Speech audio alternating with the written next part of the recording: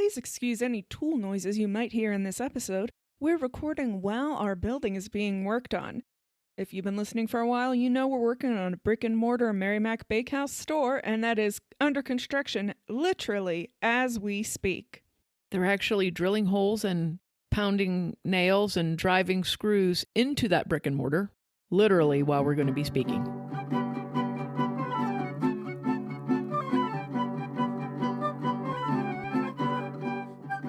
Hello and welcome to In the Kitchen with Mary Mac.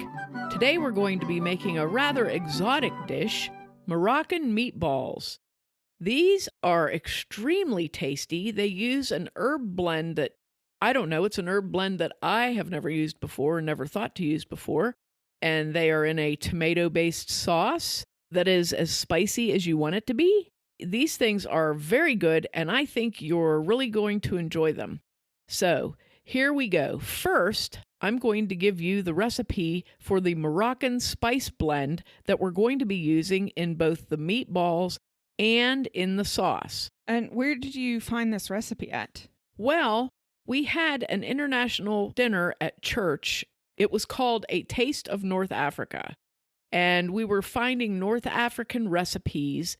This one popped up, and I thought, when you do something like that, you want to have things that people are going to try. You don't want them to be too exotic or too spicy, anything like that. Now, later on, we're doing another North African recipe that is, in fact, very spicy. So that was one that I didn't think a lot of people would try. You have to kind of warn people. But this one, you can make it a little calmer. So that's what I did when I made it. If you like the full spice, use the full spice. If you don't, you can leave it out because it was just as good without the heat as it was with the heat. This is the spice blend. You're going to take 2 teaspoons of paprika, 2 teaspoons of ground cumin, 2 teaspoons of kosher salt, 1 teaspoon of ground black pepper, a half teaspoon of turmeric, and a half teaspoon of cinnamon, and mix those together well. This is your Moroccan spice blend. We've actually made this enough at home that I've made it a large container of Moroccan spice blend because I really like it. So that's your Moroccan spice blend. And like I said, you're going to use that in the meatballs and in the tomato sauce. So that's the first thing you want to make. The second thing you want to make is your tomato sauce because you want that to be cooking so that when you put your meatballs in it, it's nice and hot and simmering, and then you can cook your meatballs. So here's the tomato sauce recipe. You need 1 28-ounce can of crushed tomatoes, 3 tablespoons of olive oil, 1 medium-sized yellow onion chopped, 1 green pepper chopped, 3 cloves of garlic minced, 2 teaspoons of your Moroccan spice blend that you just made. Now, if you want, you can add an 1/8 teaspoon of ground cayenne pepper, and then you want 3 tablespoons of chopped parsley and 3 tablespoons of chopped cilantro. Now, those are fresh. However, if, like me, you can't eat cilantro because it tastes like soap, you can do this. You can substitute more parsley for your cilantro or just leave it out. That's an option. Or if you don't have fresh parsley and fresh cilantro, you can use dried, and that would be 1.5 tablespoons of dried parsley, 1.5 tablespoons of dried cilantro. Or like I did, I used 3 tablespoons of dried parsley, and I forgot all about cilantro and ignored its presence. So that is you can do whatever you want. Being as cilantro is basically parsley, I don't think it makes that big of a difference, unless it would be fresh. Fresh would make a bigger difference to me than dried, but I can't take it anyway because it just tastes terrible to me, so sorry. So what you want to do for your sauce, you want to get a Dutch oven or a heavy-bottomed pot like a Dutch oven, and you want something that's going to be big enough so your meatballs aren't like piled up. You can even use a big, deep skillet. Heat your pan on medium heat, add your olive oil, and then saute the onion and bell pepper for several minutes until the onion is transparent.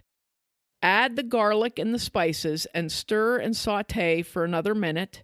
Then add your crushed tomatoes and stir those to combine.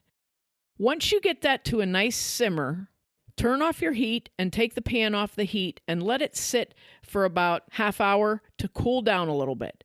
Then we're going to blend it up. If you have an immersion blender, you can put your immersion blender in there and blend all of those vegetables up and break that down so your sauce is nice and smooth. If you do not have an immersion blender, like I don't because I burned mine up making soup with it, I used my blender. So I very carefully spooned my very warm sauce into the blender, and then I blended it. I usually go through all the cycles when I use a blender. I don't know. I'm just that sort of a person. So I just blended it up until it was well blended, and then I poured it back into my pan, put it back on the burner, and put it on low, and let it go until I made my meatballs. So now your sauce is done, cooked, blended up, back in the pan and simmering. Now we're going to focus on the meatballs. For your meatballs, you can use ground beef or lamb, but I can honestly tell you that they come out way better with ground beef. Reasonably lean ground beef. On the recipe, I noted like 80-20, which is okay because you get some fat off of it. But you could even go leaner than that if you can find it. So you're going to need your pound of ground beef or lamb. You're going to need 1 tablespoon of dried minced onions. You're going to need, again, 3 tablespoons of parsley chopped and 3 tablespoons of cilantro chopped. As you notice, these people really, really love their cilantro and parsley. These meatballs are almost green when you make them, so just so you know. Again, you can do the same substitutions like I said before. If you don't like cilantro, you can use all parsley.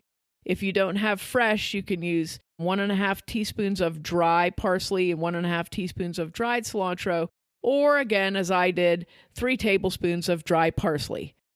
Then you're going to use 1 tablespoon of your Moroccan spice blend, a 1/4 teaspoon of red pepper flakes, if you like red pepper flakes. If not, leave them out. 1/2 cup of plain breadcrumbs, and 1 egg. Mix that up together. Here's a really neat trick to get a consistent sized meatball. You want these meatballs to be about 1 inch in diameter, so they're not a big meatball. After you have mixed your hamburger all together with your spices and herbs and everything, you want them to be nicely mixed together. What you want to do is get a large plate like a dinner plate. Put your hamburger mixture on that plate and press it down until it's about 1 inch thick, pretty evenly over the whole thing, and make a big square with it. So it'll take up most of the plate, but it'll make up, just press it down so it's packed kind of tightly. Make it as even as you can, and then take a pizza cutter and cut it into 1-inch strips, and then turn it and cut it into 1-inch blocks. So you're going to have about 50 to 60 1-inch blocks of hamburger on your plate. Now you take those blocks and pick them up one at a time and roll a meatball with them. And you can keep them pretty consistently sized by doing this. I think this is one of the best tricks I've ever discovered. So you don't want your meatballs to be too big, so kind of watch them as you roll them. And you're going to, like I said, you want to be about 1 inch in diameter. Roll all of your meatballs and have another plate there to set them on as you roll. Make sure the meat is compacted together pretty good. Once you get all your meatballs rolled, carefully put them into the sauce. One at a time, boom, boom, boom, boom, put them all in the sauce and try to get them so they're not like piled up on each other, but you want them to be kind of spread out. And what you're going to do is sort of poach them in that sauce, which is like how I make meatballs when I make regular spaghetti sauce. I cook them in the sauce.